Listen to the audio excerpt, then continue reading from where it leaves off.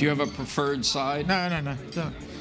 It could be the left or the right, depends on We can switch halfway through if it makes you feel more comfortable. So, our guest tonight really needs no introduction, but I'm going to give him one anyway because he appreciates it. My mother and my wife. He is a legend. He's an entrepreneur. Started WPP over 3 decades ago.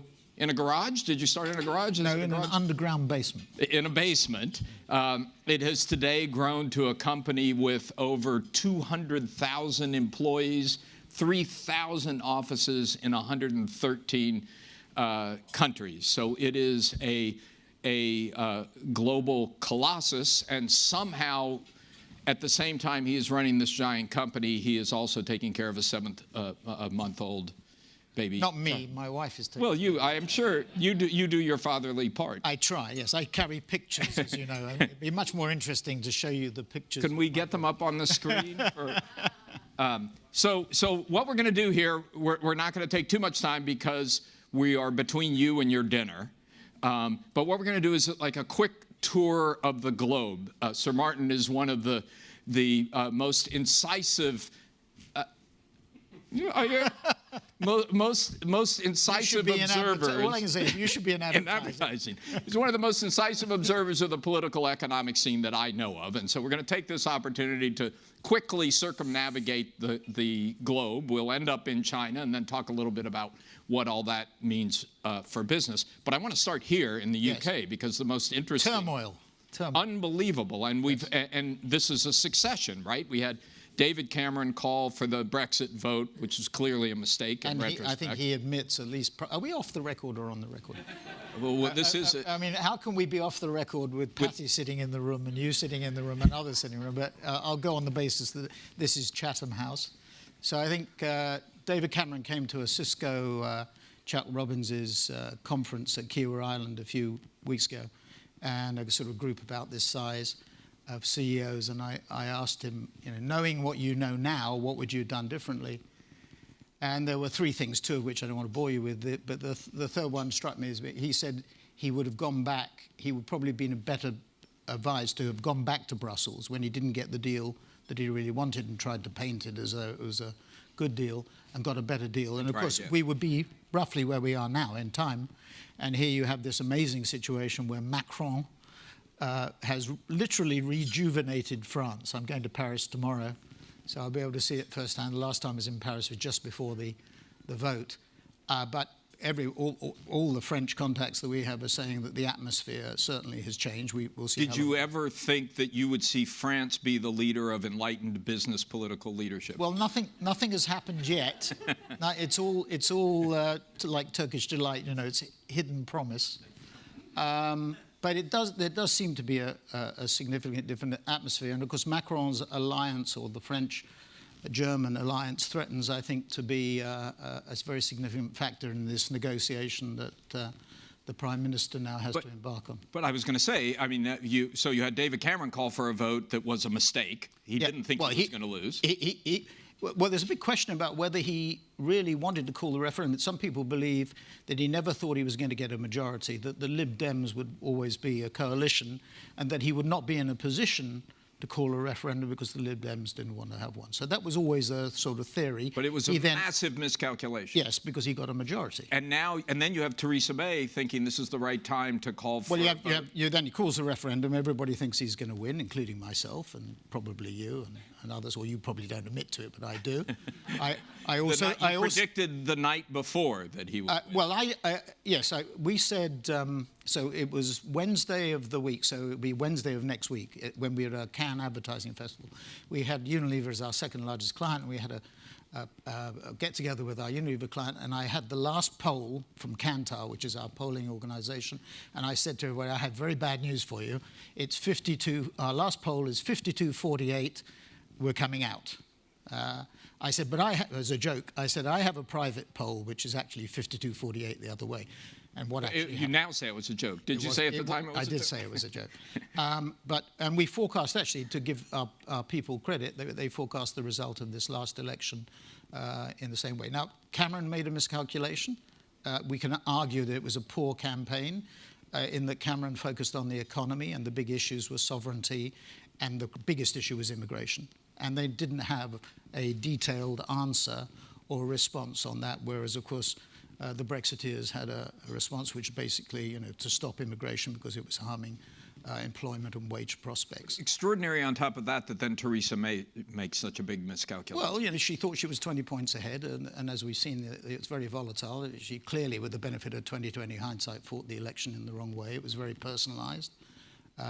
I, looking from our point of view, have to say I think neither the Conservative manifesto or the Labour manifesto catered to the needs of the 16 or 17,000 people that we have in this country, or the 200,000 that we have around the world. I think Britain, post-Brexit, I don't know what the image is. Is it a super Singapore? I tend to think a bit about it being a super Singapore, and I'm not saying just lower tax rates, corporate tax rates, but a strongly entrepreneurial environment. When I look at the manifestos of both parties, it seems to me it's the dull hand of bureaucracy. It's treating businesses more as regulated utilities. I know that's a controversial thing to say, but I don't see anything in either manifesto for this last election that filled me with a great amount of enthusiasm. You're not optimistic about where things are headed? No, and I think post the result, which I think a lot of people didn't think was going to happen, and myself included, I thought Theresa May would get a sort of 40 to 60 seat majority, but post the result, I think the two most likely things are no deal, which is probably highly likely, because the time frame, I mean, here we are, the Queen's speech doesn't take place on the day, because one of the reasons that the Queen's speech is written onto goat skin in ink. And this is seriously said, this is serious. This is so our Chinese friends know one of the reasons why the Queen's speech is not taking place on the appointed day. And because of the negotiation with the DUP, that would be delayed. And it said on the BBC website that the ink on the parchment would not be dry enough for the Queen. Quite remarkable. You're joking. No, I'm not joking. Go, unless it wasn't April Fool's, but unless they... So the UK is quite a strange place in many respects. But either no deal, because the time frame is constrained. We have far less than 2 years. We probably are down to a year and a half. You have to get the deal in front of the 27 states in advance. 20 of the 27 states, I think I'm right, are the only mechanism whereby you can elongate the process and add time. 20 of the 27 have to agree. 27 states have to agree to the deal as well. It's an impossible time frame, I think. So there's either no deal, or it will be a soft Brexit. And of course, the Prime Minister, she's reshuffled her cabinet, and it has a more balanced look to it. But her tone post the election, and I came back from New York last night, so I haven't had a sort of first-hand look at what she's been, but from what I've seen reported, her tone does not seem to have changed, that she is just as hard line, i.e. no deal is a good deal, than it was before. So I'm hoping for a softer Brexit, and I'm hoping for it to be quick, but I don't think... But it won't be quick. No. It's an extended period of uncertainty. Okay, let's move to the U.S. Do you feel better about where policy is headed in the U.S.? Well, yeah, ironically, as you know, because you've participated in business, I'm a member of both the Business Roundtable and the Business Council, which, sort of 100, 150 CEOs. And the remarkable thing is it is totally different to the Obama administration. With Obama, if business wanted to engage, they were told to go and speak to Valerie Jarrett, and not much happened. And Obama, I think, was openly. I saw him up in Scotland. Tom Hunter had him. He visited Scotland for the first time. We had the privilege of having an hour with him, and it was quite clear that really he didn't engage with business because he didn't like it or he didn't trust it, or given his background, it was not something he wanted to. Trump, of course, is completely different. You have Mnuchin, you have Wilbur Ross, you have Chris Liddell, you have Dina Powell, you have all these people, Gary Cohn, all of whom are business orientated. So tremendous access, but what is actually They have the desire to do some things that you'd like to see happen, but do they have the ability to make them happen? Well, in theory, because they control the presidency and the House and the Senate, they should have Control is a complicated word. Yes, but they should, in theory, be able to do it. But of course, the number of missteps that we're seeing, just watching some of the comments today, the tax bill was scheduled. Mnuchin, when he first became Treasury Secretary, said August the 1st. It's now backed up to the end of the year. And of course, the difficulty for the administration is one of the political charms of having the tax rates reduced, apart from making everything more internationally competitive, is it helps you in the midterm congressionals. If it goes well into next year, before it's enacted, its ability to impact the economy before those midterm congressionals, which is November of next year, will be small. Yeah. So we've had the healthcare hiccup, may get over that, but then we have the Russian hiccup, and it's like a soap opera. It's like a reality TV show, and it's quite extraordinary. So this is holding up. So that hope is still reflected. I mean, you said to me as we were having dinner that your latest poll shows that CEOs think the economy is going to remain where it is or improve, certainly not worsen. I think there's a big disconnect between what we hear, for example, at the Business Council Business Roundtable and what we see. I mean, our business it's $75 billion of media billings and $20 billion of revenue. It's in 113 countries. It's roughly a third US, third Western Europe, and third what I think is the most important part of the world, Asia, Latin America, Africa, and the Middle East, and Central Eastern Europe. I have to tell you, it's a low-growth world. The world's economy is growing at about 3 to 4%. I don't think there's an upside breakout from that. I don't think there's a downside breakout. In other words, I don't foresee a recession. Muddle along. But muddle along in a very tight range. Very little inflation, some inflation. If Trumponomics is enacted, there'll be more inflation. There'll be a surge before the next general election in America, if it's enacted. But there'll be inflation here because of the weakness of the pound. But generally, price inflation is very modest. Therefore, there's very little pricing power for our clients. Therefore, there's a focus on cost. So that's one scenario.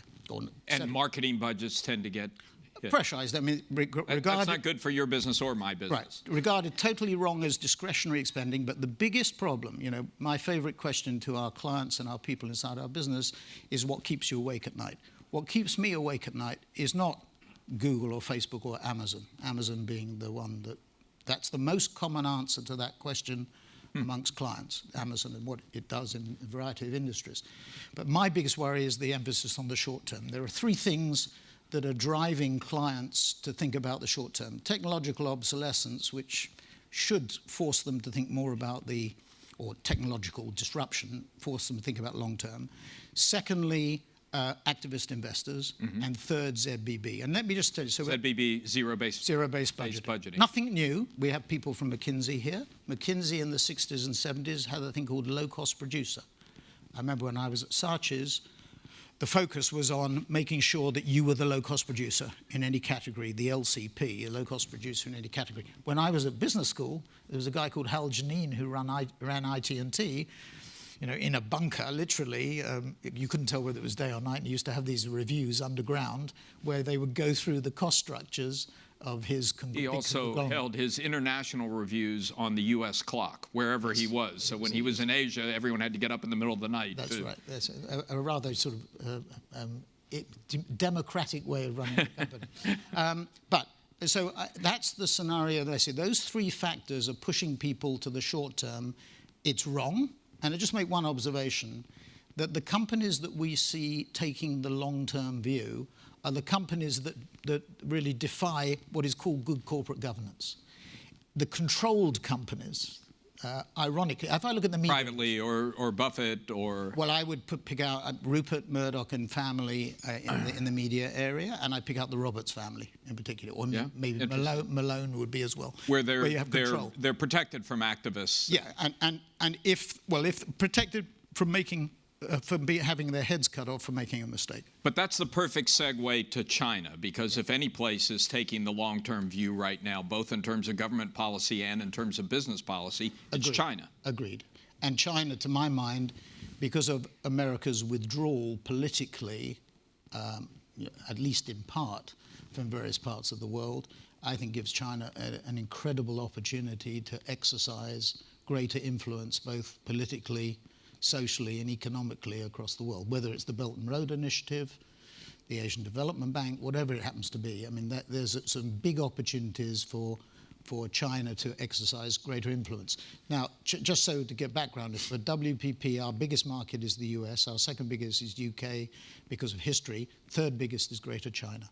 So we have revenues, so out of 20 billion of revenues, about 1.7 billion in China. We have 16,000 people in China spread through 80 cities. So we've not confined our activities to the coastal plain, which people tend to, Beijing, Shanghai, etc. But we've spread inland into the hinterland because that's a fundamental tenet of government policy. And where are you seeing the most growth?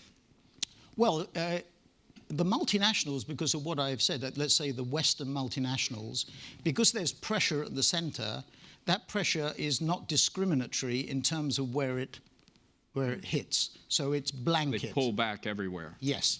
Gives a big opportunity to the local companies. And let me give you a very bizarre example. My wife, when she was pregnant, was using an organic shampoo. And I said, why are you using organic shampoo? And she said, the gynecologist, the doctor, said you should use an organic shampoo. I was in China a few weeks ago, and two guys had left Johnson & Johnson, two Chinese guys. And the consumer insight was a shampoo, organic shampoo for pregnant women, would you believe? And they started 18 months ago, and they have, I think, 7.5 billion RMB of sales already. They have the big multinationals crawling all over them to do it. So, there is this, and I'm not saying it because we have Chinese guests here, but I've said this for the last, I would say, 4 or 5 years.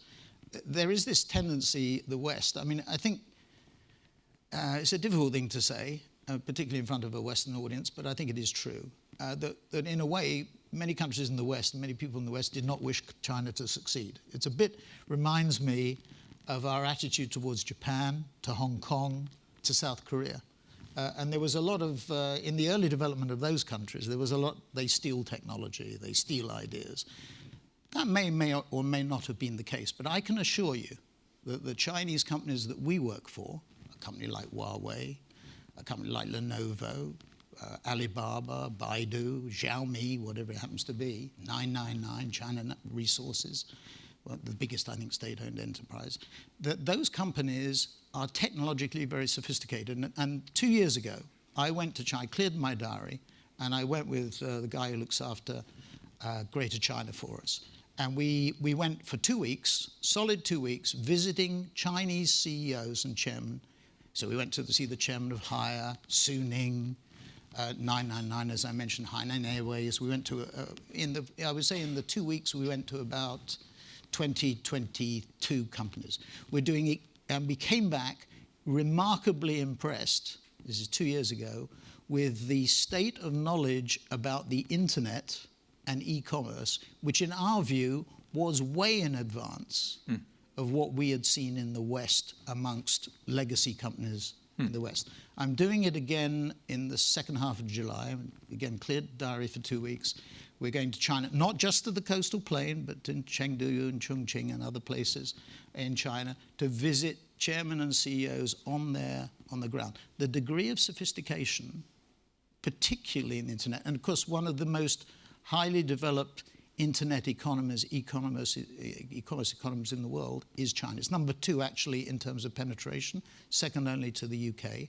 But within 5 years, China will have surpassed the UK in terms of internet penetration, e-commerce penetration. So this sort of feeling that we in the West are more sophisticated, I think is very, very misplaced. And it's the local companies, or the real competition. So our biggest client is Ford Motor Company, our second biggest client is Unilever, our third is Procter, our fourth is Nestle, our fifth is Pfizer, just to give you an example. The biggest competition to those companies are not GM or Kellogg's or Kraft or the biggest competition are the local manufacturers. L'Oreal's biggest competition is not the big multinationals, it's the local haircare companies, going back to that little example of I can tell you, because we also asked this question in our Fortune 500 CEO survey, they don't recognize that. If you're right, they don't recognize well, that. Yet. Corporate HQ, of course, when they talk to institutional investors or when they talk to analysts, the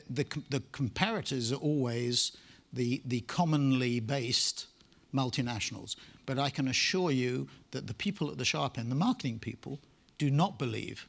The people at Unilever or Procter & Gamble, I mean, they do think of them being competition, but the real competition, the ones that are really taking market share, are the local companies, particularly this pressure to reduce costs in a low growth, low inflation world. Creates an opportunity. Yeah, for the local companies, for the Chinese multinationals, for the Indian multinationals, for the Brazilian multinationals, despite the fact that the Brazilian economy is so challenged. Natura was the company that bought Body Shop. Look at what Unilever did with Quora in Latin America. It's a a regional manufacturer and marketeer. That's where the action is, and that's what I think we fail to understand. And it applies to the BRICS countries. I mean, less so Russia because of the sanctions, but certainly Brazil, certainly India, certainly China. And then you go into the next 11, which includes Iran, but you go into the next 11, Indonesia, Vietnam, Mexico, Colombia, Peru, Nigeria, Egypt, all these, Turkey, all these countries. What is amazing, and we're lucky because we have very strong local market positions. Our average media market share in most of the markets that we're talking about is 25% to a third. In a country like in Indonesia, we have a third of the market, for example. In China, our market share for media is about 16 or 17%. Here in the UK, it's about 40%. So we have big market shares which enable us to see not just multinational penetration, but local. You see the local. Yeah. That's interesting. The multinationals are passing up on the... Well, they're not passing up consciously, but, the era of expansion. There's a very interesting article, forgive me for saying this, in The Economist, about the eclipse of the multinational companies. It was a week or so ago. Fascinating, the Theodore Levitt Harvard Business School proposition. When I was at Saatchi's, we based the Saatchi's strategy on consumers would be the same everywhere in the world, which was Theodore Levitt's deliberately provocative thesis in 1983. What's interesting is that there's almost a reversal of that local is becoming more and more important. If you talk Jeff Immelt, right, for example, I remember at the Microsoft conference about 4 or 5 years ago, talked, I think, the most eloquently about how companies were becoming more global and more local, and the regional management was being taken out. And the reason is, I mean, look at us.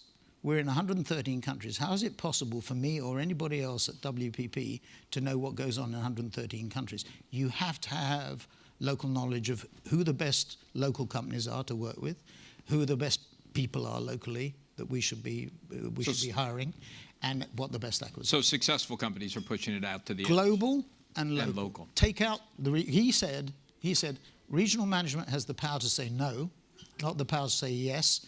And they stop things going down and they stop things going up. Fascinating. Yeah. So we only have a couple of minutes left, but are there questions? Anyone have questions for Sir Martin? Yes, right here. Please identify yourself before your question. Hello, I'm Samantha Barber. I'm a portfolio non-exec director. If I could come back to Europe for a moment, I wonder if you've got any reflections on the relationship between Merkel and Macron, and how that will impact on Theresa May and negotiations for Brexit? Well, I don't know. I just observe what you observe, and he's made it quite clear, Macron's made it quite clear that he will have a very strong relationship and cooperate, a Franco-German alliance, and I think it's going to make it much more difficult for us. I mean, he has, I think, before the vote, and then I think in Paris yesterday or whenever it was, make it quite clear that he would prefer it for the British to change their minds, but I think that's a little bit of a push or prod at us. But I think that alliance means that they will present a much more unified front to us. And I think Alan said to me, did I think Theresa May would be there in 2 years' time? I think probably the answer is, well, you don't know, but I would say yes, because I don't think the Conservative Party wants another election. at this particular point in time. That one poll that I saw post the election result was a 5-point lead for Labour. Clearly Jeremy Corbyn, whatever you think about him, did resonate. The young voted. And the irony about all this is the young voted in this last general election, but on the Brexit vote they didn't. And the most extraordinary thing, so the biggest decision that affected not my generation, but a couple of generations on, was that, and they didn't vote. The Vice-Chancellor of Oxford University went to the Allen and Company conference last year, and she said, we ran a campaign at the University of Oxford to get the vote out, not to tell people to vote one way or the other, but to get the vote out. I think the referendum, the vote was 65% or whatever it is. At Oxford, it was 42%. So it was just a good example of the young not coming out. Corbyn, pretty much with the tuition fees, with the withdrawal of tuition fees for university education, pretty much captured the hearts and minds of the younger voter. They ran a better social media campaign, very interestingly. I mean, the stuff that I got was very sort of clunky from the Conservative Party, whereas the stuff that you saw on Facebook and other social media... Could they win the next election? Who, the Labour Party? Anything's possible. I mean, I've given up forecasting. So I mean, would I like it? No, but personally, could happen. But it, anything could happen. I mean, what's really interesting about this last election is the populist extremes, the SNP and UKIP, lost ground, and the two parties who never got 40% or thereabouts of the vote got it. So we had to go back 20 or 30 years to see where it was. So it's a remarkable shift. But finally, all of this presents a tremendous opportunity for China. Tremendous opportunity. The instability. Well, whether you call it instability or not, so the volatility, I would say. I think it also means that the Fortune Global Forum in Guangzhou, December 6th, 7th, and 8th, is a vital event. Thank you very much. Thank you circumnavigated the globe in 20 minutes. Thank you. Thank you. Thank you very much. Thank you.